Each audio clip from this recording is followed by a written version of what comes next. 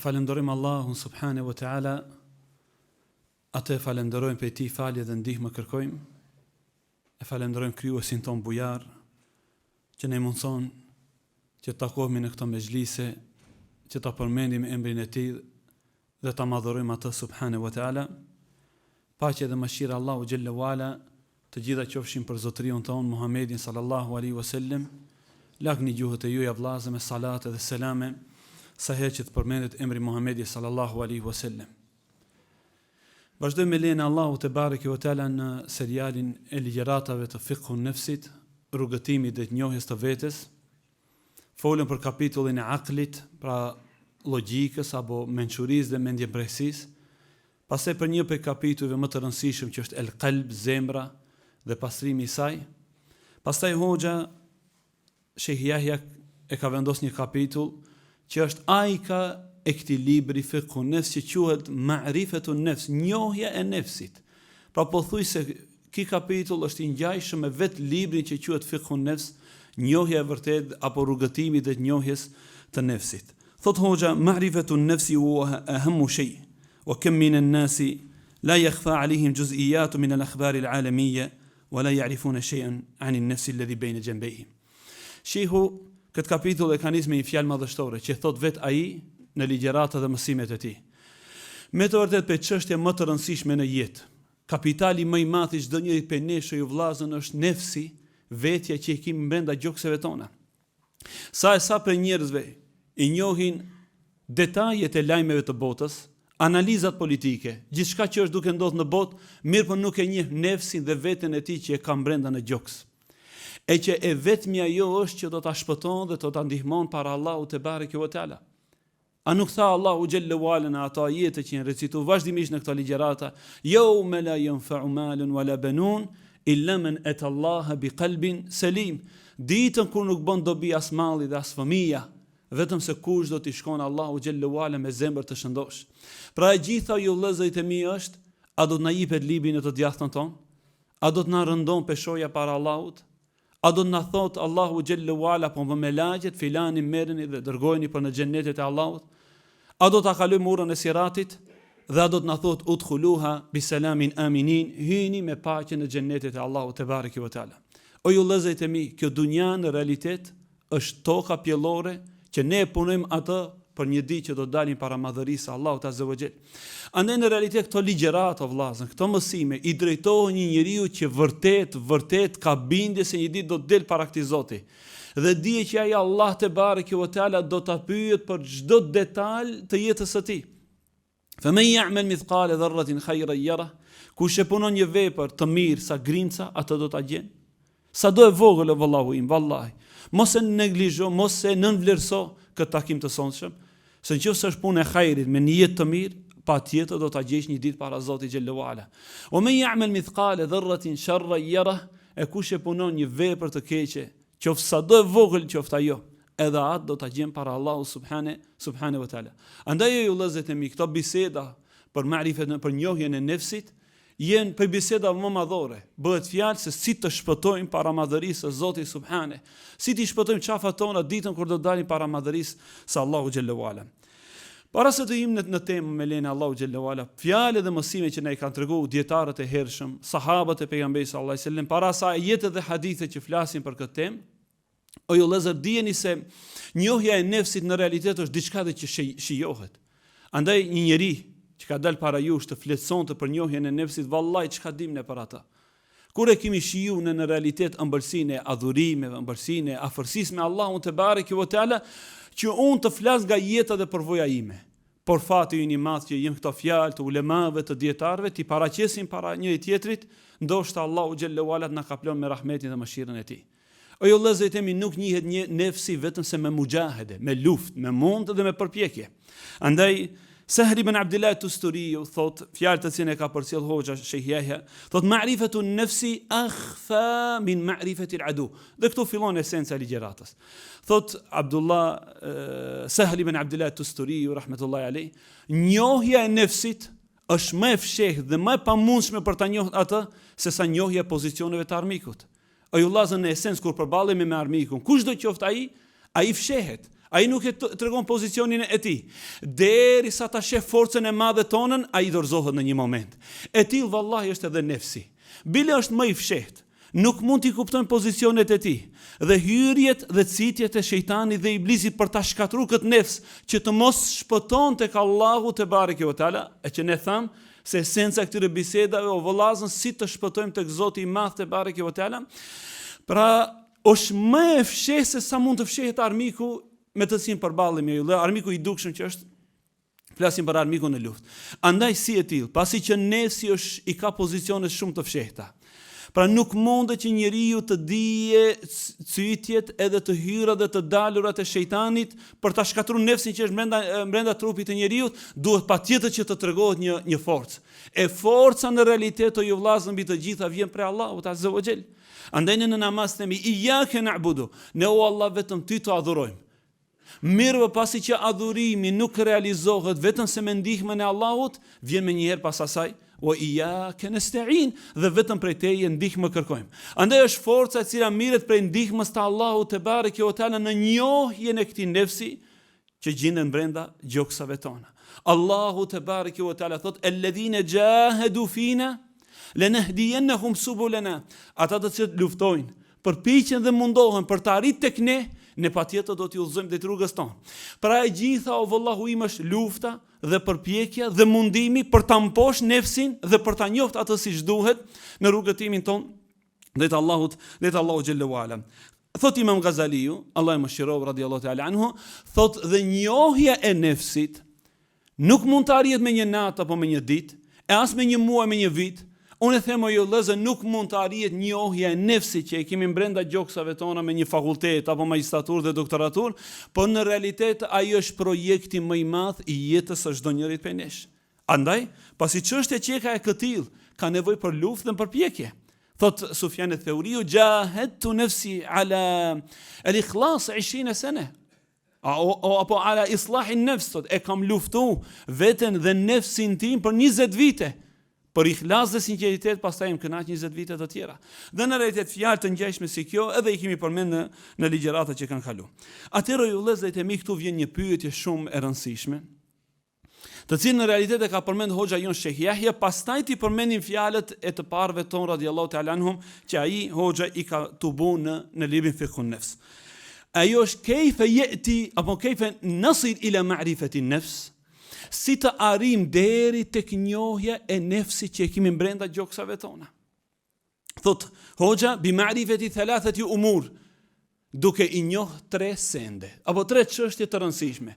Pra njohja e këtyre 3 çështjeve të rëndësishme ju vllazit dhe mi do të na çon me lejen e Allahut deri tek njohja e thellë e nefsit që e kemi brenda vetes. Mos e harroni fillimin e fjalës që e përmendi hoxha. Ka njerëz që din detaje për çështje dhe analiza politike të botës, mirë po nuk e din atë që shpëtimtari i tyre ditën kur do të dalin para Allahut subhane ve teala. E para e tyre thot ma'rifatu uyubin nafs, njohja e mangësive të vetes. O ju vllazit e mi, pejgamberi sallallahu alaihi wasallam tha në esencë kullu bani adam khata, të gjithë bitë Ademit janë mëkatar dhe gjunahqar. Në esencë pa çdo njeri prej nesh ka mangësi brenda vetes dhe nefsit të tij, qoftë në fuqinë e sinqeritetit, qoftë në dashurinë për të shfaq para të tjerëve, qoftë në vetpëlqim, qoftë ndoshta kemi edhe disa grimca për grimcave të mendjemasisë, mos ndoshta bile dhe mi kemi male dhe kodra për mendjemasisë, Allahu na ruaj. Andaj, preokupimi njeriu me njohjen e dobësive apo mangësive të nefsit të tij, duke u preokupuar me përmirësimin e tyre, me lejen e Allahu xhallahu ala do të njeh disa detaje të cilat nuk i ka menduar ndoshta në të ardhmen, në të kaluarën. Qale ba'du salaf men lam ya'rif 'ayba nafsihi lam yuslihha. Të parët ton radiallahu ta'ala anhum kanë thënë, kush nuk i njeh mangësitë e vetes së tij, nuk prekupohet që ti përmirëson ata. Andaj ju vëllezër, ignoranca e njeriu mbi shumë mangësi që i kanë brenda vetes së tij e bën ato me automatizëm që të mos mirret në përmirësimin e tyre. Për këtë arsye bile një pjesë e madhe dietarëve thotë men ishtaghala bi uyubin nas nasi uyuba, ai i cili mirë dhe prekupohet me mangësitë e të tjerëve, me automatizëm dijeni se i ka lënë shumë për mangësive të veta. Andaj pejgamberi sallallahu alaihi wasallam në këtë kontekst o vllazërin e mi thonte min husni islamil mar'i tarkuhu ma la ya'nihi. Pe bukurisë të islamit të ndonjërit për jush, shihni vllazën, pra Islami, madhështia e tij nuk është vetëm se në ibadetet dhe adhurimet e dukshme, por është tarki ma la ya'nihi, lënia dhe mos interesimi në çështje që nuk të interesojnë. Çdo çështje o ju vëllezërit e mi që nuk është në dobin tënde, në dunjan tënde dhe në ahiret dhe në dobin e ahiretit tënd, wallahi billahi do të vjen një moment që kur do të mbetesh i vetmuar në varrin tënd, apo që kur do të vendosesh para madhërisë së Allahut për të bërë llogari para atij, apo që kur do vendosemi në mizanin dhe peshojnë Allahut, pashallah do të bëhemi pishman. Pse be u mora me një gjë të tillë? Pse u shqetësova me një gjë të tillë? Qale Umar ibn Khattabi radiallahu ta'ala anhu thot: Rahimallahu mra'an ahda ilayya uyubi. Allahu e mëshirof një njeri, një shokun tim të mirë, i cili mi dhuron dhe mi falen mua mangësitë e mia. Pra para se unë, thot Omer ibn Khattabi radiallahu ta'ala anhu, të preokupohem me mangësitë të tjerëve, kisha pas dash që të tjerë të preokupohem me mangësitë e mia dhe të mi dhurojnë ata. Se wallahi billahi shoku i mirë, vallahu im, është ai i cili të përmirëson dhe ta tërheqën vërejtjen prej shumë prej gabimeve dhe mangësive që është tek çdo njeri prej nesh. Andaj në këtë kontekst Sheikh Yahya ka përmend një fjalë apo një traditë madhështore të Sufjan ath-Thaurit radiallahu ta'ala anhu, dhe thotë Sheikhun në faqen 23: Qala al-Imam Ahmed kana ath-Thauri idha qila lahu innahu ru'ya fi al-manami qala nahnu ana a'lam bi nafsi min ashabi al-manamat. Thot Imam Ahmedi radiallahu ta'ala anhu, dhe ju e dini kush është pozita e madhe e Imam Ahmedit rahmetullahi alayh. Tregon për një traditë prej traditave të Sufjan ath-Thauriut radiallahu anhu. Thot sa herë që vinte dikush tek Imam Sufjan ath-Thauriu dhe i thonte: o Imam, të kam pa mbram në ëndër. Pra të kam pa në ëndër sikur ishte në xhenetet e Allahut. O Imam, të kam pa në ëndër sikur shpëtove nga zjarri i xhenemit. Apo të pash në ëndër sikur u rëndua peshoja yte tek Allahu xhallahu ala. Ai radiallahu ta'ala anhu, pra që njihte veten dhe njihte mangësitë e tij, thonte nahnu a'lamu bi ashabil manamat. Ne jemi më të ditur për vetet tona se sa ata që na shohin në ëndra. Allahu akbar. Pa nuk erdhi ai momenti ju vllazit e mi që Sufjan ath-Thauri thot: Allahu shpëbleft o vlla. Alhamdulillah, qoftë till inshallah ta'ala. Wallahi më përgëzove. Jo. Ne i dim wallahi mangësitë dhe çdo mangësi që e kemi në veten tonë, në raportin tonë me Allahun subhanahu wa taala. Andaj ju vëllezër, thot hoxha jon Sheikh Yahya këtu në komentimin e kësaj fjale dhe kësaj tradite të Sufjan ath-Thauriut rahmetullahi alayh: wa hadha laysa min babi at-tawadhu wa inma hiya min babi ma'rifati al-haqa'iq.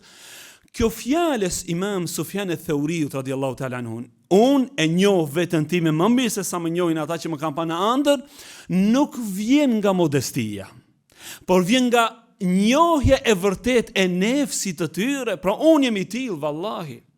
O vëllezërit e mi, të gjithë ne e dim se kur erdhi një djalosh tek Ebu Bekri radiallahu ta'ala anhu, e kush është makami dhe pozita e Ebu Bekri radiallahu anhu, dhe e lavdëroi për diçka, ai pe lutjeve që i bënte: Allahumma la tu'akhidhni bima yaqulun. O Allah, mos më merr në përgjegjësi për atë që njerëzit thonë për mua. Waghfir li ma la ya'lamun, dhe falmo o Allah mëkatet dhe gjunahet që unë i di dhe ata nuk i din. Waj'alni khayran mimma yadhunnun, dhe të lutem o Allah më bëj më të mirë se sa më mendojnë të tjerët. Allahu akbar. Dhe kjo në realitet është lutje madhështore, vëllezër, që çdo njeri prej nesh duhet ta bën. Sa herë që i vjen një lavdata me një fjalë mirë për dikujt për robërve: o Allah, mos më merr në përgjegjësi për atë që njerëzit e thonë. Më fal mëkatet dhe gjunahet të cilat njerëzit nuk i din për mua, pra un kam mëkate brenda vetes time dhe më bëj më të mirë se sa që më mendojnë të tjerët. O vëllazën, edhe një ditë Abu Bekri radiallahu ta'ala anhu tek pejgamberi sallallahu alaihi wasallam dhe i tha: i dërguari i Allahut, më mëson një lutje që ta bëjnë në namaz. Pejgamberi sallallahu alaihi wasallam i tha: thuaj o Abu Bekr, me gjunën e maqami Rasulullah sallallahu alaihi wasallam, me maqamin e Abu Bekr as-Siddiq radiallahu anhu, dhe i thot: Allahumma inni zalamtu nafsi dhulman kathira wa la yaghfiru adh-dhunuba illa ant faghfir li maghfiratan min indika warhamni innaka antal ghafurur rahim. Thuaj në fundin e çdo namazi: o Allah, me të vërtet unë i kam bërë shumë padrejti dhe zullum nefsit tim. Dhe as që erdhi dhe nuk I shkoi në mendje Ebu Bekrit radiallahu ta'ala anhu ti thotë, o I dërguari Allah, për çfarë zullumi kam bërë nefsit? O I dërguari Allah, unë të besova atë ditë kur të përgënjeshtruan njerëzit. Jo vallahi, e pranoi këtë lutje Abu Bekr Siddiku. Dhe në përfundimin e çdo namazit pas etehijati, domethënë I lutesh te Allahu xhallahu ala me këtë lutje, nga se e dinte se vallahi billahi kush e njeh nefsin e tij që e ka brenda në gjoks, e di se sa e padrejt është, e di se sa mangësi dhe lëshime I bën ajo. O vëllezërit e mi, Jusufi ishte Siddiku I pejgamberëve të Allahut. Tha wa ma uberri'u nafsi inna an-nafsa la'ammaratun bis-su'i illa ma rahima rabbi. Thot nuk e pastroj nefsin tim. Nuk domethënë e abstenoj nefsin tim nga çdo lëshim dhe çdo gjuna. Inna an-nafsa la'ammaratun bis-su', me të vërtetë nefsi çdo herë të shtyn për ka e keqja dhe mëkati, për posa të që e mëshiron Allahu te bareke wa taala. Andaj po vazhdoj edhe një herë, po ju kthehem o vëllezër në esencën e fjalës. Çështja e parë që e përmendën hoxha jon Sheikh Yahya në përmirësimin e nefsit është ma'rifatu uyubin nefs, njohja e mangësive të nefsit. O vëllezër e mi, sa për veprave dhe adhurimeve që I bëjmë ne, sa mungon në të ikhlasis dhe sinqeriteti për Allahun azza wa jall. Në sa prej adhurimeve dhe ibadeteve tona, jo vëllezërit e mi, është dëshira për të shfaq para të tjerëve. Është dëshira për mbizotrim. Është dëshira që të tjerët të thonë filani dhe ngjashme si ajo. Sa për vepra dhe veprimtarisë tonë ka lloje për llojeve të mendjematësisë, në momenti kur dikush I vllazën vjen dhe na I përmendën një mangësi për mangësive tona që kemi, thotë kush je ti? Dhe ngjashme si ajo. Pra njohja e këtyre ujubeve, këtyre mangësive brenda nefsit ndihmon me lejen e Allahu xhallahu ala në përmirësimin e tyre. Thotë hoxha jon Sheikh Yahya, qala Abdullah ibn Mas'ud, shifni vllazën radiyallahu ta'ala anhum, në këtë kontekst pa në njohjen e mangësive të vetes, thotë wallahi law ta'lamuna ma a'lamu min nafsi la hathaytum ala ra'si at-turab. Abdullah ibn Mas'ud radiyallahu anhu thua se ka qenë për njerëzve më së shumti që I ka përngjallë pejgamberi sallallahu alaihi wasallam në edukatën, në moralin, në ecjen, në sjelljen, në buzëqeshjen, në të qajturit dhe të ngjashme si ajo pejgamberit Allah sallallahu alaihi wasallam. Ju e dini ju vëllezër e mi që hadithet e shumta që kanë nga Rasulullah sallallahu alaihi wasallam për pozitën e Ibn Mas'ud radhiyallahu ta'ala anhu tek Allahu dhe makami I tij dhe peshoja e tij në mizanin e Zotit xhallahu ala. Megjithatë ju vëllezër e mi, njohja e nefsit e bëri atë që thotë këtë fjalë. Lau ta'lamuna ma a'lamu min nafsi la hathaytum ala ra'si at-turab. Po ta dini ju. Po ju nxënësit e mi, ju që jeni në prezent para meje. Atë që unë e di për veten time, për nefsin tim, wallahi do të kishit gjujt dhe mbi kokën time. Pra do të më kishit nënçmuar dhe do të më kishit për buzë. Përsëri në këtë kontekst, hoxha Sheikh Yahya thotë dhe kjo vjen si rezultat I njohjes reale të nefsit dhe vetes. Jo nga modestia, si që bëjmë ne, elhamdulillah, po mundohemi, vallaj, nuk është mbash qashtu, Allah na fal, Allah ju fal. Jo, vallahi I kam pas frikë Allahun te bareke o teala. Fjalën e Omer ibn Khattabi radhiyallahu ta'ala anhu që e përmenda para disa ligjëratave vllazën. Wallahi në qoftë se një thirrës prej qiellit thërret dhe thotë, ej banor të tokës, të gjithë ju jeni të falur përpos njërit për jush. Kisha pas frikë mos jem unë ai që nuk më falen Allahu xhallahu ala. Uthman ibn Affan radhiyallahu ta'ala anhu thonte, kisha pas dash të I bëhem hije pluhur në ditën e Kiametit para se të më thirret emri në tokën e mahsherit. O Uthman, dhe nuk e kisha ditë atë më thuhet shkon në xhenet apo shkon në xhenem. Ebu Bekr Siddiku radhiyallahu ta'ala anhu e kapte gjuhën e tij dhe thonte, hadhi, kjo është ajo e cila më ka dërguar deri në shkatrim dhe në Euradeni el-Mawari, pra më ka shkatruar. Për frikës të madhe o vllazit e mi, pra që kam pas për të madhit Zot te bareke ve teala. Gjithashtu thot hoxha Sheikh Yahya, qala Abdullah ibn Mas'ud radhiyallahu anhu, والذي لا إله غيره ما أصبح عند آل عبد الله شيء يرجون أن يعطيهم الله به خيرا أو يدفع عنهم به سوءا إلا أن الله قد علم أن عبد الله لا يشرك به شيئا. Thot Abdullah ibn Mas'udi radhiyallahu ta'ala anhu, shihni vllazën njerëz ulemave që kanë njoh nefsin e tyre, pasha atë në dorën e të shpirtim, ose pasha atë që nuk ka Zot që meriton të adhurohet posa atij. Nuk ka ndodhur që Ibn Mas'udi për veten e tij dhe familja e tij të zgjohen në mëngjes edhe të shpresojnë se Allahu ju ka borxh diçka t'ju jep atyre, Apo duhet patjetër të largon çdo të keqe dhe sherr, posa asaj që elhamdulillah shirk Allahu xhallahu ala nuk i kemi bë.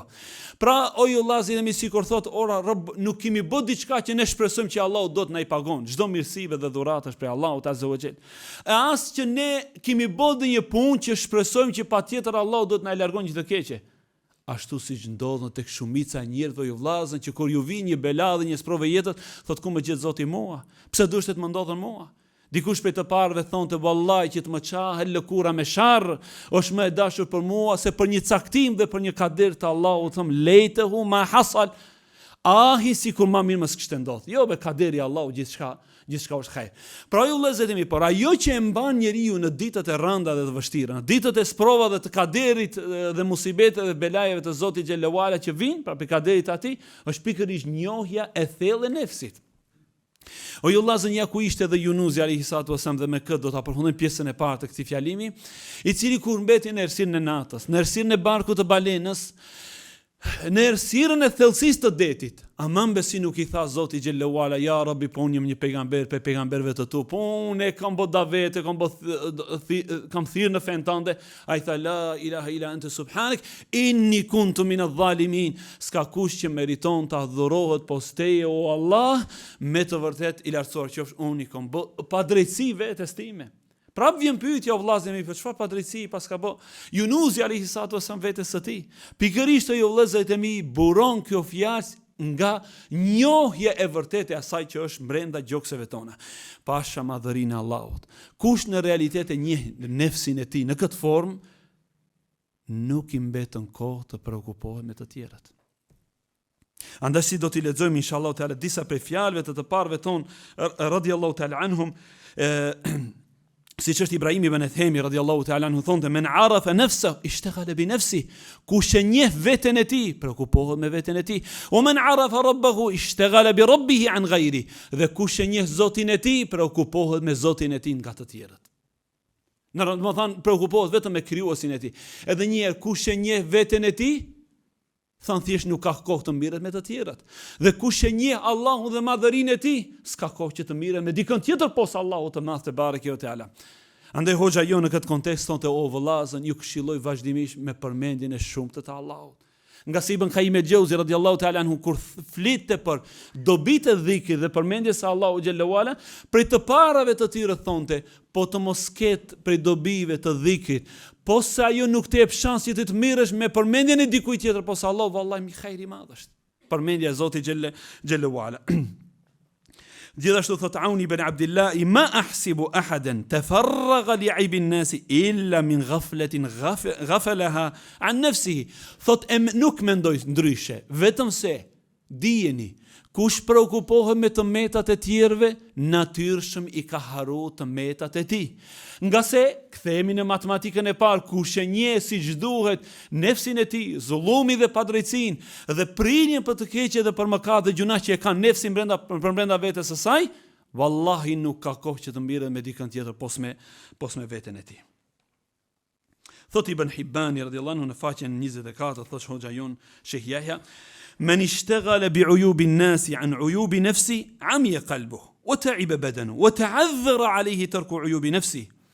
Thot Ibn Hibbani rahimahullah, domethënë në Rawdat al-Uqala, kush preokupohet me të metat e njerëzve, duke mos u marrë me të metat e vetes së tij, verbërohet zemra. Dhe kjo është vallahi një defekt shumë i madh, që ndoshta pasha Allahun ndonjëherë ju vëllezërit e mi shumë për ibadeteve dhe adhurimeve nuk i shijojmë dhe nuk mund t'i japim hall vetes sepse nuk i shijojmë ibadetet dhe adhurimet.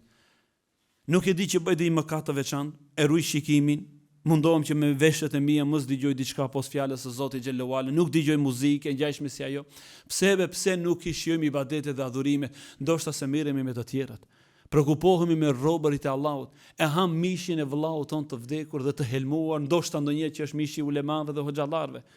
O ju vëllezërit e mi, siç ka thënë Ibn Abdul Barri, kanë rënë në unanim të gjithë dietarët e umetit se nuk do të pyetet askush ditën e Kiametit për dikën tjetër. Pyetjet para Zotit xhallahu ala do të jenë për veten tënde. S'të pyet Allahu ç'mendim ke për filanin dhe ç'mendim ke për alanin. Dhe kush pe dietarve, a Imam Ahmedi apo Ibn Taymija, apo Ibn Taymija apo Ibn Qayyimi, apo Imam Ahmedi dhe Abu Hanifa, cili pe këtyre dietarëve ka qenë më i mirë tek Zoti xhallahu. Kështu lloj pyetje nuk ka para Zotit xhallahu ala. Përkundrazi Allahu subhanahu wa taala do të na pyet në bazë të librit të tij.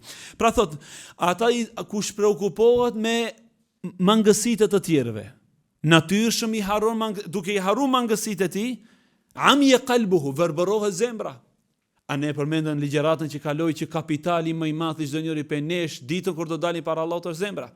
Thot wa ta'iba badanu, dhe lodhet trupi i tij. Lodhesh, vallahi lodhesh kot o vllau im në momentin që preokupohesh me dikën tjetër pos vetes tënde.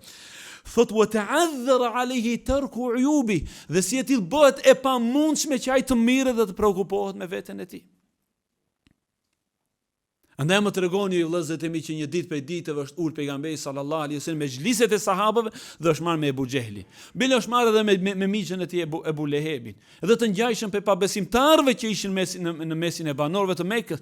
E leje ma që pejgamberi Allahut të flet për thirrësit në fenë e Zotit xhallahu ala, të flet për njerëzit që falin 5 kohë namaz, që i ka përzgjedhur Allahu xhallahu ala të jenë njerëz të ibadetit. Hasha vallahi që pejgamberi Allahut ta bën një gjë të tillë. Dhe thot Ibn Hibbani, fa inna a'jaz الناس من عاب الناس بما فيهم. Dhe njeriu më i demoralizuar është një njeri i cili mirret me mangësitë e njerëzve, mangësitë të cilat në realitet ata i kanë. Por më i dobët se ky njeri është ai i cili mirret me mangësitë e njerëzve, të cilat mangësia i vet i ka. A keni pa ndonjëherë vëllazën hoxha flet në mezhlis për përgojimin? Njëri prej nesh shumë bukur që hoxha foli se filani shumë përgojon. Jo më vëllai ti duke përgoju. Ne ndonjëherë i vëllazën nëse flasim për mendjemasim, na shkon mendja tek filani, njëri mendjemadh, e kemi pa, mendojmë, jo vëlla ti mund të ish mendjemadh. Ndoshta flet hoxha për vetpëlqimin dhe dëshirën për shfaqje para njerëzve, mendojmë për filani dhe alani, jo vëlla ti je. O vëllazën libri i Allahut ka zbrit për ne. Ka zbrit për zemrat tona, nuk ka zbrit për të tjerët. Dhe për çdo njeri prej nesh libri i Allahut ka zbrit për atë, jo për të tjerët. Andaj dhe më i dobti njerëzve dhe më i pamundur i njerëzve është ai i cili preokupohet me të metat tek të tjerët, por të cilat të meta i ka vet ai. Pra vëllezërit e mi po e përsëris edhe një rezime, domethënë çështja e parë për çështjeve të rëndësishme në njohjen e nefsit është ma'rifatu uyubin nefs, është njohja e mangësive të nefsit që e kemi brenda për vetes tonë. E cili prej nesh vëllezërit e mi mund të pretendon se nuk ka mangësi brenda vetes së tij. E dyta ju vëllezërit e mi, dhe shumë e rëndësishme, thot mushahadatu aibil amal. Vështrimi dhe vëzhgimi i vazhdueshëm i mangësive të veprave dhe punëve. E para ishte vëzhgimi në mangësitë e nefsit. Kurse e dyta është vëzhgimi në mangësitë e veprave dhe punëve. Pra dhe punët dhe ibadetet dhe adhurimet të cilat jemi duke i bërë ju vëllezërit e mi çdo herë i shohim me shikimin e nënvlerësimit. Ai i cili duhet i sheh veprat tona me shikimin e vlerësimit është vetëm Allahu te bareke ve teala. Andaj në hadithin e pejgamberit sallallahu alaihi wasallam që përmend në ligjëratën që kaloi, fa inna Allah la yanzuru ila suwarikum wa amwalikum walakin yanzuru ila qulubikum wa a'malikum. Allahu nuk sheh në fizionominë e juaj dhe pasurinë e juaj, por Allahu sheh në zemrat e juaja dhe në punën e juaj, pra sheh në zemra dhe në punën e juaj me shikimin e vlerësimit. Ai i cili i vlerëson veprat tona dhe i bën kabull dhe i pranon është vetëm Allahu te bareke ve teala. Në një ditë prej ditëve erdhën disa djalmosha nga Indonezia te hoxha jon Sheikh Yahya dhe ndër të tjera ishin duke i treguar në zyrën e tij për punën dhe davetin që e duke bërë në Indonezi. Normale ju vëllazë ju e dini se në ato vende për një ligjërat ndodhen që të ketë 5.000 vetë, 10.000 vetë, shumë normale se ka shumë popull. Dhe ai djaloshi indonezian i tregon te hoxhës Sheikh Yahya për davetin që është duke bërë atje, dhe ndër të tjera tha Sheikh tha elhamdulillah tha xhamin të cilin e ke ndërtuar ty, dikundjen afërsisht 5.000 nxanas. 5.000 nxanas të cilët mësojnë Kur'anin, tha Sheikh ndalu. Unë kam ndërtuar një xhami, tha po Sheikh. Para disa viteve, tha, na ke ndihmu që xhamin ta ndërtojmë. Tha, wallahi nuk mbaj mend. Allahu akbar. Shihni vllazën, një njeri I cili I bën vepra për Allahun xhallahu ala. Andaj thot hoxha jon Sheikh Yahya këtu në këtë kontekst, akhtaru shay'in ru'yatul amal. Gjëja më e rrezikshme për veprën është shikimi I veprës me shikimin e vlerësimit. Duke menduar se kemi bërë diçka për Allahun subhanallahu. Unë ndërtova filan xhamin, unë kam kontribu, unë kam dhënë dhe ngjashme si ajo. Wallahi billahi tallahi kush vepron kështu, ai nuk e njeh në realitet nefsin që ka brenda vetes. E që lufta me këtë nefs o ju vllazë dhe mi është derisa të arrijë shpirtin e gargarasi, tha Imam Ahmedi, jo ende o birim, derisa të del shpirti.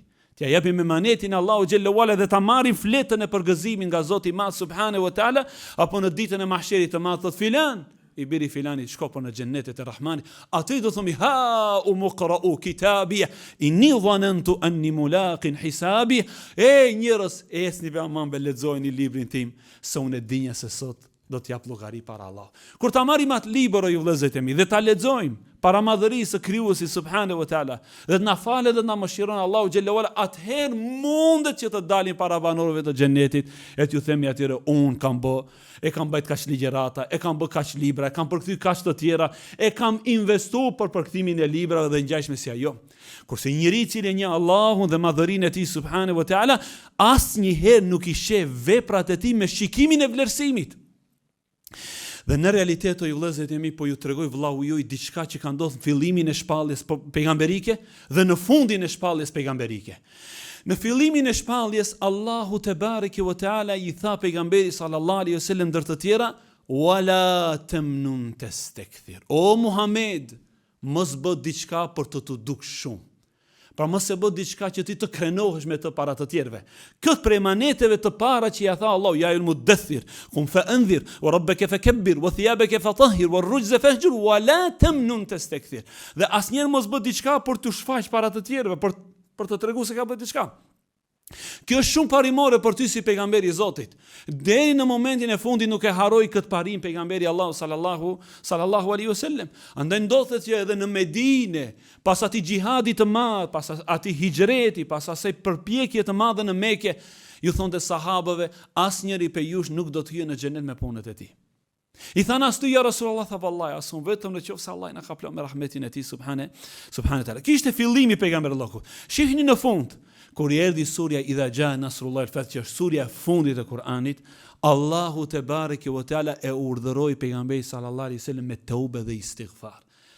Fasabbih bihamdi rabbika wastaghfiru. O Muhammed, kur vjen fundi pra I shpalljes, shoh njerëzit turma duke hyrë në fenë Allahu xhallahu ala, dhe të vjen çlirimi I Mekës, madhëroi Allahun dhe kërkoi falje Zotit. Thot Ibn Qayyim el-Jauzi radhiyallahu ta'ala, pasi që Allahu e ka urdhëruar pejgamberin sallallahu alaihi wasallam në fundin e mesazhit me tauba dhe istighfar. Në fundin e namazit astaghfirullah. Fa idha afadtum min thumma afidu min haythu afada an-nas wastaghfirullah. Pas përfundimit të haxhit, thot Allahu zbritni nga Muzdalifja, atje ku jeni duke zbrit, dhe kërkoni falje Allahu te bareke ve teala. Andaj thot min ru'unati an-nafs an-nadharu ila al-amal. Prej çthurjes të nefsit është shikimi në veprat me shikimin e vlerësimit. O vëlla, thuj, asgjë nuk kam bë për Allah. Gjithçka që është për Allahu për mua. Edhe një herë, asgjë nuk e kemi bë për Allah. Në atë kuptimin, gjithçka kemi bë. Asgjë domethënë nuk është vepër që e shpresojmë vallahi vetëm kabullin tek Allah. Vazhdimisht flasim në këtë kontekst në të cilin jemi duke folur vëllazën. Por gjithçka është e Allahu për ne. O ju vëllezër, thot Ibn Qayyimi rahmetullahi alayh, men alladhi shafa'a laka bil islami awwala. Kush ndërmjetësoi për ty tek Allahu që ti të bësh musliman? Domthon 50000 vite para se Allahu xhallahu ala të na zbret në tokë, na nxori para Ademit alayhi salatu wassalam, dhe I dau kush do të jenë për të lumturve dhe kush do të jetë për të dëshpëruarve. Kush do të jetë për banorëve të xhenetit dhe kush do të jetë për banorëve të xhenemit. Në momentin që ne Allahu na zgjodhi që të jemi për thtarëve të Islamit, shkoi dhe njëri për baballarëve tonë ti thotë aman ya Rab, filani udhëzoi. Kush ndërmjetësoi për mua dhe për ty që të jemi thtarë të Islamit? Kush? Njihni të kë? Askush vallahi, vet ai deshte për ne. Vet ai deshti për ne që ne të jemi musliman dhe ta shqiptojmë shahadetin la ilaha illallah Muhammedur Rasulullah. E që për ne si musliman vallahi është fjala më e lehtë që ne shqiptojmë. Para disa ditëve dikush e pranoi Islamin në dorë tona, alhamdulillah. Alhamdulillah rabbil alamin. Wallahi billahi me vështirësi më të madhe thonte shahadetin. Veçanërisht kur arriti tek Muhammed Rasulullah, wallahi dish plasi. Duke qajt, para se ishte krishtere, me vështirësi më të madhe nxorin fjalën Rasulullah, pejgamberi Allah, thash Allahu Ekber. Ne që kur kemi lind në flamurin e këtij pejgamberi, alayhi salatu wassalam. Andaj ju vëllezërit e mi, njohja e nefsit të jep të në kuptosh an-nadharu wal mushahada ila aib al-amal, shikimi vazhdueshëm tek mangësitë e veprave tona. Wallahi billahi, kush prej nesh më thotë ju vëllezër që këto vepra që jemi duke i bë jenë të pastra dhe të çiltëra që të ngriten tek Allahu te bareke ve teala. Por çdo ditë ngriten veprat tona tek Allahu azza wa jalla. Imagjino sa brenda këtyre veprave ka vetë pëlqim, ka sifajsi, ka të ngjashme si ajo Allahu na ruaj. Qala ba'd as-salaf ma ra'aytu ila amalin qat illa ra'aytu fihi taqsira la ilaha illa Allah. Shifni së para ton radiallahu ta'ala anhum. Pra thot, wallahi thot nuk ka ndodh që të shoh veprat e mia vetëm se kam pa në ta mangësi. Ma nuk i kom pa disa për veprimtarive që i kom bën në jetë, vetëm kom tha, mambe sa të mangë ta jeme, nuk i takon be Zoti Gjellewala, kjo vepër të ngritet e këtil tek Zoti, tek Allahu te bareke ve teala. Në këtë kontekst, hoxha jon Sheikh Yahya, në faqe 22, e tregon një ngjarje që ka ndodhur mes Sufjan ath-Thauriut edhe Fudail ibn Iyad rahmetullahi alayh, por kam dëshirë vëllazën për qëndrohen në këtë ngjarje dhe me lenë Allahut mundohem që ta arrit ta shtjelloj për të kuptuar. Thot iltaqa Sufjan ath-Thauri wal Fudail ibn Iyad fatadhakara fabakaya. Thot një ditë për ditëve apo një natë për netëve realisht u takuan në një mexhlis Fudail ibn Iyad me Sufjan ath-Thauriin. La ilaha illallah, këto dy ulema për ulemave të mëdhtë të selefit. Dhe filluan që ata përkujtojnë njëri tjetrin me ahiretin, me takimin me Allahun xhallahu ala, me llogarin para Zotit dhe ngjashme se ajo derisa filluan të qajnë të dy. Pra u prekën për kësaj këshille madhore që njëri tjetrit ja dhan. Dhe Sufjan ath-Thauri radhiyallahu anhu i tha inni la arju an yakuna majlisuna hadha a'zamu majlisin jalasna. Thot Sufjan ath-Thauri wallahi, pra i thot Fudailit, unë shpresoj që ky mexhlis dhe ky takim i sonshëm të jetë prej takime më madhore në jetën tonë. Kurse Imam Fudail ibn Iyad rahmetullahi alayhi tha, lakin yakhafu an yakuna a'zama majlisin jalasnahu shu'ma. Por unë kam frikë se mos ndoshta ky mexhlis të jetë për mexhlise më fatkeqe në ditën kur dalim para Allahut. Sufjan ath-Thauriu realisht u mahnit. Si ka mundësi kur ne elhamdulillah përkujtojmë Allahun azza wa jall derisa na u prekën zemrat. Dhe unë që mendoj se për mexhlise më madhore në jetë që kam kaluar me një alim si Fudail ibn Iyad, ai po më thot, unë kam frikë se mos ndoshta ky mexhlise për mexhlise më fatkeqe kur do dalim para Allahut. I thash pse o imam? Tha alaysa nadharta ila ahsan ma indaka fatazayyanta bihi li wa tazayyantu lak. Mos ndoshta pa o Sufjan i përzjodhe fjalët më të mira që ti i ke në veten tënde dhe me ata u zbukurove para meje, dhe unë i përzjodha fjalët më të mira që i kam dhe u zbukurova me ata para ty.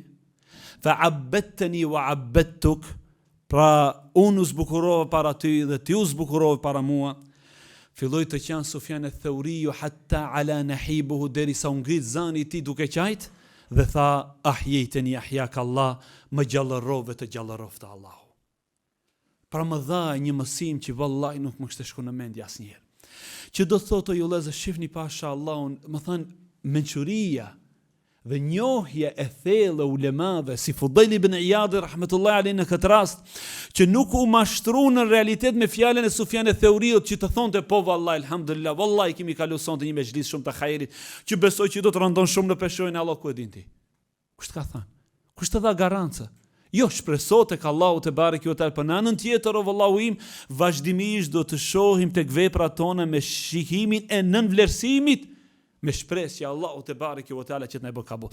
Se shihni ju vëllazën, sa herë që robi në realitet i trajton veprat e tij në këtë formë, vjen pikërisht duaja dhe lutja, o Allah pranoje prej nesh. Pse o vëllezërit e mi të parët ton, pra sahabë radhiyallahu ta'ala anhum, 6 muaj pas përfundimit të Ramazanit vazhdimisht një lut, o Allah pranoje prej nesh. Pse? Pse unë edhe ti, atë natë që mbaron muaj Ramazani ma nuk lutemi për atë muaj që Allah i të na bën kabul? Se ne ju vëllezër mendojmë që kemi punu diçka, kemi vepru diçka, kurse ata me gjithë punën dhe xhihadi dhe përpjekjen që e bën në atë muaj me ibadete dhe adhurime dhe sakrificën dhe bamirësinë dhe zeqati dhe sadakan që e dhan, megjithatë mendoni që s'kan bërë gjë për Allahun. Andaj këtu në këtë kontekst thotë Sheikh Yahya, "Faman 'arafa 'azamat Allah wa ni'amahu 'alayhi talashat 'alayhi 'amaluhu." Subhanallahu, la hawla wala quwwata. Dhe kush e njeh Allahun dhe madhërinë e tij dhe mirësitë dhe begatitë e Allahut ndaj tij, shkrihen para vetes së tij punët. Pasha Allahun azza wa jall, pse këto vepra që i bëjmë ne, Allahu Gjelle Gjelalu ka nevojë për madhëria e tij subhan. Edhe një herë, kush e njeh Allahun dhe madhërinë e tij dhe mirësitë dhe begatitë e tij e Allahut ndaj atij, vallahi shkrihen para madhërisë së Allahut të gjithë veprimtaria dhe puna jone, o vëllazër. Allahu musta'an. Dhe e treta ju vëllezër, pra e po e përsëris edhe një herë, e para pra ishte ma'rifatu uyubin nafs, njohja e mangësive të nefsit. E dyta, vështrimi dhe vëzhgimi vazhdueshëm i mangësive të punëve dhe veprimtarive që jemi duke i bërë në jetë. Dhe e treta, mushahadatu minen Allahi alejk, vështrimi dhe vëzhgimi vazhdueshëm tek begati dhe dhuratat e Allahu te bareke ve teala ndaj teje. Andaj fokusi, shikimi dhe vëllezër nuk do të jetë në vepra, por fokusi dhe shikimi do të jetë në mirësinë dhe dhuratën e Allahu xhallahu ala ndaj nesh. Huwal awwalu wal akhiru wal zahiru wal batin. Ai është i pari pa fillim. Çdo mirësi dhe dhuratë ke nga të parit, i cili është Allahu xhallahu ala. Dhe ai është i fundi pa mbarim, andaj si e tillë çdo vepër duhet të përfundon tek ai. Pra duhet të jetë sinqert për atë se ai është i fundi pa mbarim. Subhanahu wa taala. Andaj vëllezërit, pra kush sheh vazhdimisht në mirësi dhe dhuratë edhe veprën që jam duke e bë për Allahun xhallahu ala, në realitet është mirësi dhe dhuratë e Allahut ndaj meje. Andaj Ibn Qayyim el-Jauzi radhiyallahu ta'ala anhu thonte, falënderimi ynë ndaj Allahut ka nevojë për një falënderim tjetër. Falënderit o Allah që ma ke mundsuar të them falënderit. Pastaj falënderit o Allah që ma ke mundsuar që ta kuptoj se unë duhet të të falënderoj. Deri në pafundësi nuk e arrije njeriu kulmin e falënderimit dhe shukrit, domethënë ndaj Zotit xhallahu ala, derisa ta kupton se nuk mund ta falënderon Allahun. Andaj pejgamberi sallallahu alaihi wasallam, dhe me këtë përfundojmë ngadalë inshallah taala, pejgamberi Allah sallallahu alaihi wasallam, edhe pse gjithë dita e tij ishte me ibadete, me adhurime, me xhihad, me përpjekje, me sakrificë për Allahun azza wa jall, kur vinte fundi i natës dhe me të e përfundonte ditën edhe natën, në lutjen e fundit në namazin e vitit thonte la uhsi thana'an alejk anta kama athnayta ala nafsi. O Allah, unë nuk di të madhëroj, nuk di të falenderoj, vetëm ashtu siç ty o Allah din ta falenderosh veten tënde. Kërkoj mbrojtjen tënde o Allah për vetes tënde, ja Rabbel Alamin. Këto ishin andaj këtu në këtë kontekst, pra tek shikimi dhe vëzhgimi i mirësive dhe dhuratave të Allahu xhallahu ala ndaj nesh, të vazhdueshme. Thot hoxha jon Sheikh Yahya, kana rajulun yaqulu ana la akulu al-khabith لأني لا أقوم بالشكر فقال الحسن البصري شفني نيريو فقال الحسن البصري هذا رجل أحمق وهل يقوم بالشكر الماء البارد. Thot Sheikh Yahya se dikur në të kaluar në kohën e Hasan al-Basrijes radhiyallahu ta'ala anhu, ka qenë një djalosh i cili nuk e ka hëngër një ushqim për ushqimeve, domethënë të shijshme dhe që i kanë ngrënë zakonisht njerëzit e pasur në atë kohë. Ai ka thënë unë këtë lloj ushqimi nuk e ha. Për arsye se unë nuk mund ta falenderoj Allahun xhallahu ala. Kam menduar që nëse nuk e han ushqimin e caktuar, kjo do të thotë se vallai nuk di ta falenderoj Allahun. Hasan al-Basri radhiyallahu anhu tha hadha rajul ahmaq, ky është njeri ahmak, ky është njeri, do të thënë ignorant, jahil. Po pse a mundet që ta falenderon Allahun për ujin e ftohtë në ditën e nxehtë? Po ne në realitet o ju vëllazë, mi pse na shkon në mendje ndonjëherë se mund ta falenderojmë Allahun për një përmirësi më të vogël që na i ka dhënë ai subhanahu wa taala. Andaj vëllazërit e mi, realisht fjalët janë të shumta. Pastaj ishte një prej kapitujve tërbietu nefsi ndërlidhesh me këtë kapitull, mirë po esenca është që elus Allahun xhallahu ala na i përmirëson vetët tona. Elus Allahun te bareke te ala që na bën për atyre që të njohin vetet e tyre, të mirën me përmirësimin e tyre, me të vetmi shkak dhe qëllim që të shpëtojnë para madhërisë së Atij subhanahu wa taala. Elus Allahun xhallahu ala që të na shpëton ditën kur të dalim para madhërisë së Tij, wala yukhzina yawma yub'athun, dhe mos na nënçmon dhe mos na përbuzën ditën e ringjalljes të madhe. Rabbana innaka man tudkhilin nar faqad akhzayta wama lidh-dhalimin min ansar. O Zot, me atë që e gjunë në zjarr të xhenemit e ke nënçmuar dhe e ke përbuz. Dhe për zullumqtarët nuk ka shpëtimtar para Zotit të Madh subhanahu wa taala. po e përsëris edhe një herë si një rezume e gjithë asaj. Pra e para ishte mushahedet ujube nefs, shikimi dhe vëzhgimi i vazhdueshëm i mangësive të nefsit. E dita, vështrimi dhe vëzhgimi i vazhdueshëm i mangësive të punëve dhe veprimtarisë që jemi duke bë. Nefsi është pra diçka e brendshme. Punët janë namazi, agjërimi, zakati, haxhi, çdo herë ti shohim se janë të mangëtave, ka nevojë për përmirësim, ka nevojë për përpjekje. Dhe e treta, vëzhgimi i vazhdueshëm i mirësive dhe dhuratave të panumërta të Allahu xhallahu ala ndaj nesh. Dhe vallahi billahi vllazën, kush i lexon librat e Ibn Qayyim el-Jauzi rahmetullahi alayh, besoj që të gjithë librat e Ibn Qayyim rahmetullahi alayh, veçanërisht librat që flasin për teskijen dhe pastrimin e shpirtit, sillen rreth këtyre dy llojeve të mushahadate, të vëzhgimeve. Vëzhgimi i mangësive të nefsit dhe vëzhgimi i mirësive dhe dhuratave të Allahu xhallahu ala ndaj nesh. Qofse i marrin të gjithë lutjet dhe duat pejgamberike. Pejgamberi sallallahu alaihi wasallam për shembull në Sayyidul Istighfar thot ebu bi ni'matika alay, o Allah e pranoj mirësinë tënde ndaj meje. Dhe e pranoj mëkatin tim ndaj teje. Shihni, domethënë mes shikimit të mëkatit dhe shikimit të dhuratës dhe mirësisë të Zotit xhallahu ala ndaj nesh. Nëpërmjet këtyre dy krahave ne fluturojmë dhe notojmë ndaj Zotit të Madh xhallahu ala me shpresë që ai të na pranon në ditën e takimit të madh. Ya Rabbel Alamin, Allahu i nderoj dhe i shpërbleft. Sallallahu ala nabina Muhammed wa ala alihi wa sahbihi ajma'in.